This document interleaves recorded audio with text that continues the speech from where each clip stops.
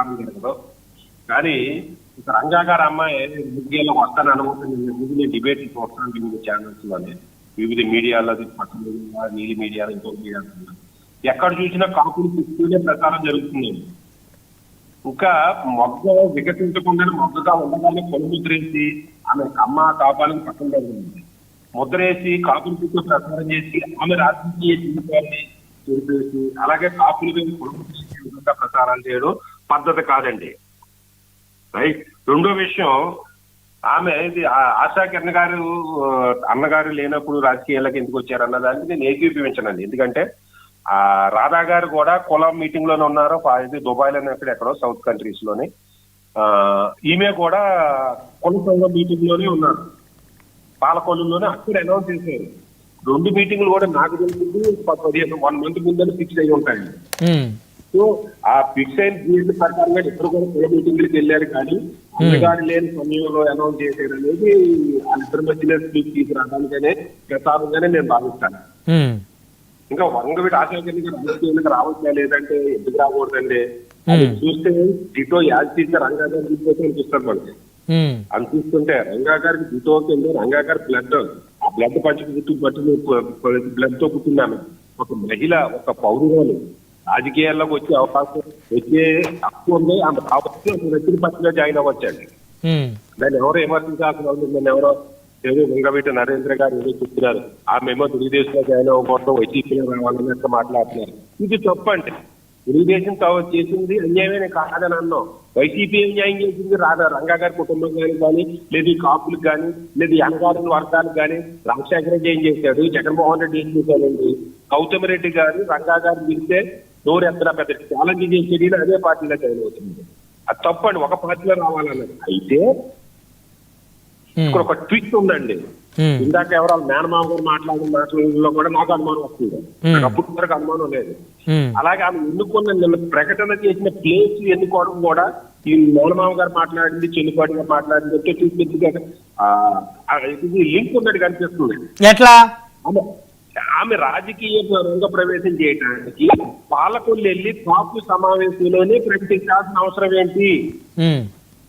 ఈ రోజు వరకు కాదు. విజయవాడలో బందర్ రోడ్ లో ఆయన విగ్రహం, ప్రధాన విగ్రహం ఎక్కడైతే ఆయన హత్యగావింపబడ్డారో అక్కడ ఉన్నటువంటి విగ్రహం దగ్గర ఆవిడ ప్రకటన చేశారు.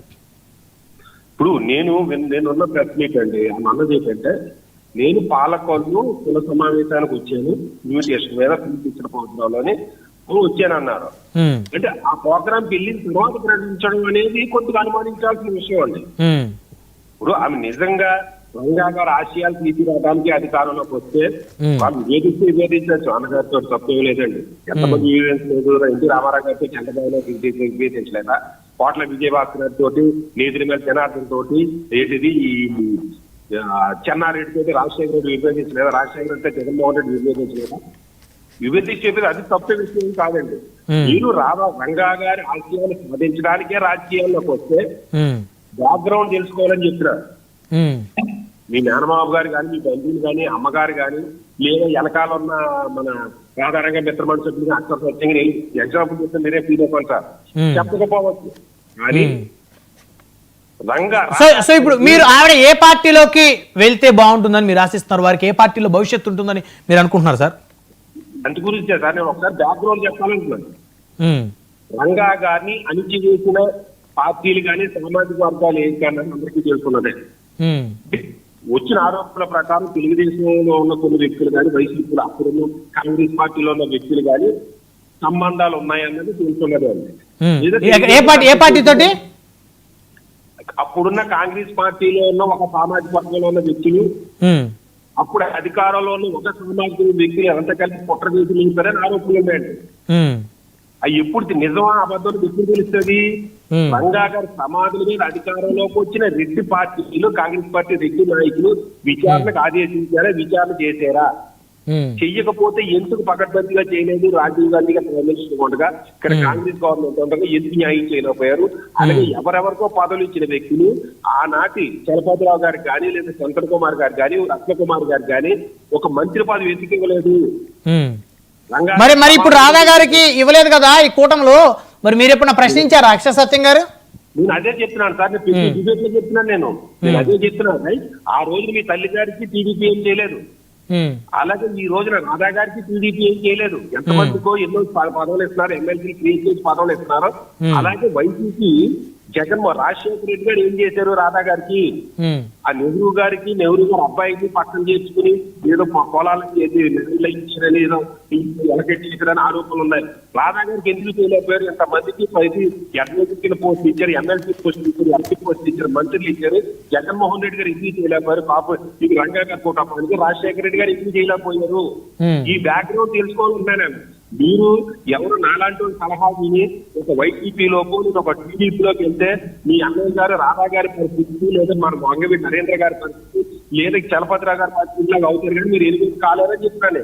మరి ఏం చేయాలి సత్యం గారు? వాళ్ళు ఏం చేయాలి? మరి ఉన్నది అవే పార్టీలు. అప్పుడు ప్రజారాజ్యంలోకి వెళ్ళారు కదా రాధా గారు. సార్ ప్రజారాజ్యంలోకి వెళ్ళారంటే ప్రజారాజ్యం ఉండిపోయి 20 సంవత్సరాలు ఉంది, అందరికీ పదవులు ఇచ్చారు. మా రాధా గారికి వెళ్ళలేదు అనడానికే. అయితే ఆయన ఓడిపోయారు 900లోనే, అది నిలదొక్కుని లోపులోనే పార్టీని కొనాలని కలిపేశారు. ఎప్పుడు కలిపేశారంటే వేరే టీడీపీ. ఆ తర్వాత ఏం చేశారైనా మళ్ళీ జనసేనలో రాలేదు. ఇక్కడ రాలేదా, చేర్చుకోలేదా? రెండూనండి. ఇప్పుడు పవన్ కళ్యాణ్ గారి చుట్టూ అనేక గోడలు ఉంటాయండి, గోడలు కట్టేసి ఉన్నారు. ఆ గోడలు దాటే ధైర్యం ఉండాలి, ఆ సత్తా మనకు ఉండాలండి. దాటనిస్తారంటే దాంట్లో అక్కడ ఉన్నవాళ్ళు ఎందుని రాధా గారిది తప్పు ఉంది, అక్కడ జనసేనలో తీసుకురాకపోవడంలోనే తప్పు ఉందండి. ఇక్కడ మన 2 విషయాలండి, రాజకీయ కోణం, కుల కోణం. కుల కోణంలో ఎప్పుడు కూడా రాధా గారు లేదా ఆశా కిరణ్ గారు, పవన్ కళ్యాణ్ గారు కనాలంటాం. రాజకీయ కోణం వేరుంటుందండి. సో ఇప్పుడు వారిని మీరు జనసేనలోకి వస్తే బాగుంటుందనే ఏమన్నా అభిప్రాయం ఉందా మీకు? ఇప్పుడు 2 కోణాలు. ఇక్కడ ఆమె ఒక పౌరురాలుగా, లేదా ఒక మహిళగా, లేదా ఆమె రాధా గారి రక్తమంచి పుట్టిన ఒక వ్యక్తిగా రాజకీయాలు రావాలనుకుంటే అందరూ రక్షించాలి. కులం పేరుతో ప్రసారం చేయడం తప్పు. ఆమె ఏ పార్టీలోకి వెళ్ళినా ఏ పార్టీలోకి వెళ్ళి తప్పుకుంటారు.